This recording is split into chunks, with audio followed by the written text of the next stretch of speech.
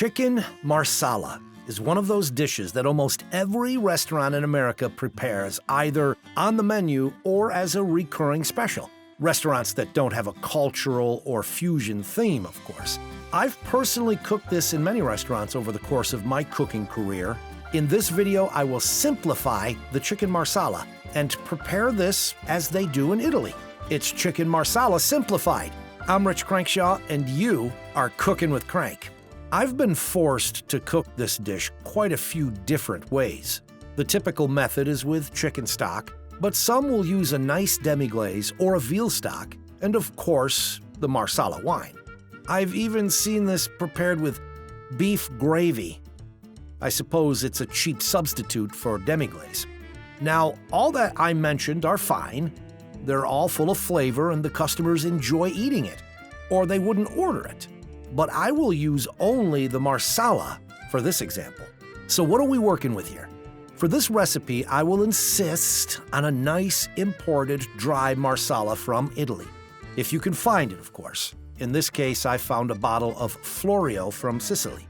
But I went to 3 different liquor stores in 2 different states. I live close to the border, and I forgot to use my phone. Extra virgin olive oil, 1 clove garlic. I won't add the garlic to the recipe. I just add it to the oil as I brown the chicken breast. Now, this is a dinner for 1, so 1 boneless chicken breast will do. Cremini mushrooms, but you can substitute with any mushroom you prefer. Salt and pepper, unsalted butter, and fresh parsley. And that's it. Plus seasoned all-purpose flour. I didn't forget to dredge the chicken with the flour. I just forgot to add it to my wonderful opening display. Okay, let's get to the prep.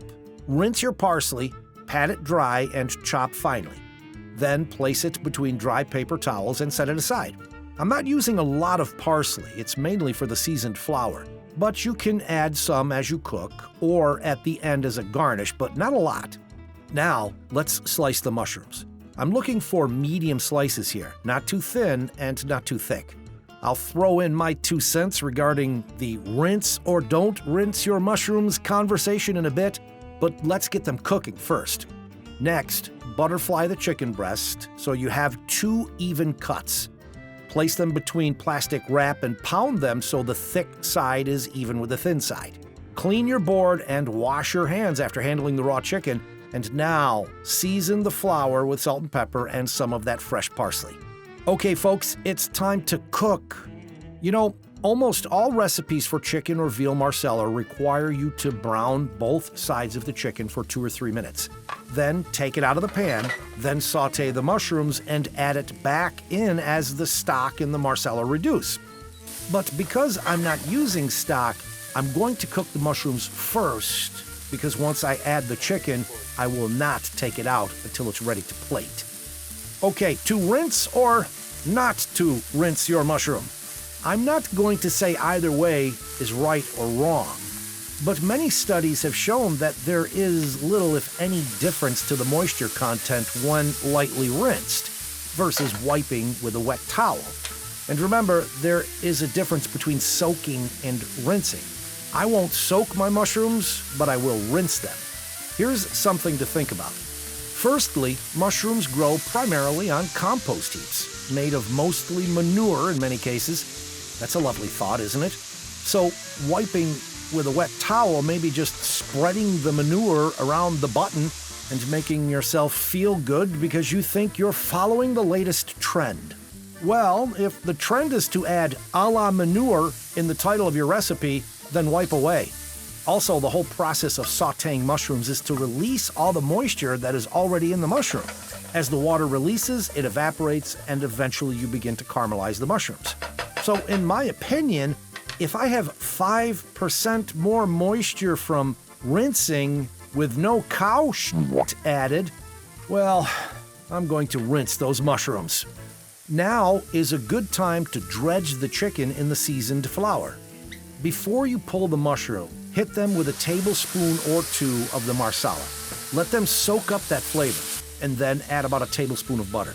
After a minute or 2, take the mushrooms out of the pan and set them aside. Wipe any excess out of the pan, place the pan back on the burner, add about 2 tablespoons of olive oil.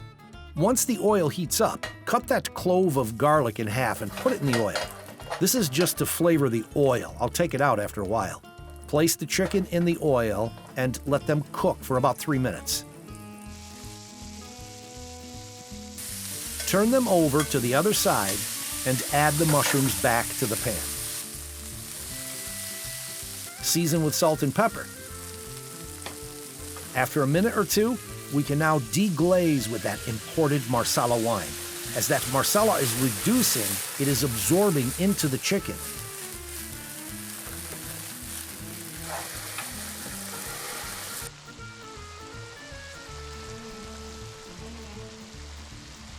Just before I take the chicken out, I'll add another tablespoon of butter. Look at how dark that pan sauce is. Plate the chicken and add another shot of Marsala, and this is ready for the fork. Do you see how tight that sauce is? You know, you don't need to be swimming in sauce to have a great meal. In fact, I prefer my sauces to be full of flavor, not mass. Here, we have the Marsala absorbed into the mushrooms and chicken, with just enough drippings off the edge to soak up with a dinner roll. And this is so tender and juicy, you can cut it with a fork. Absolutely delicious. A taste of Italy in your kitchen.